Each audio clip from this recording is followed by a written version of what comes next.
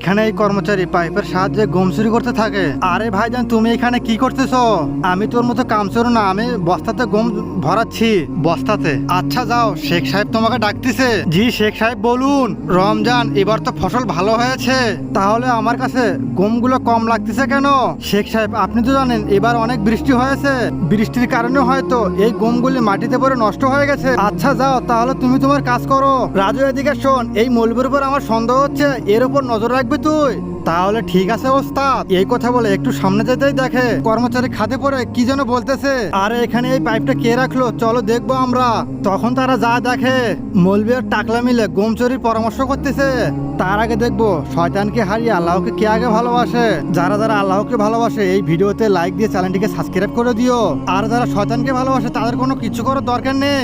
আরে হারাম ঘরের দল, আমাদের গম চুরি করে পালাবি তোরা? এবার তোদের হাতে নাতে ধরতে পেরেছি। এই কথা বলে তাদেরকে পেটাতে শুরু কর।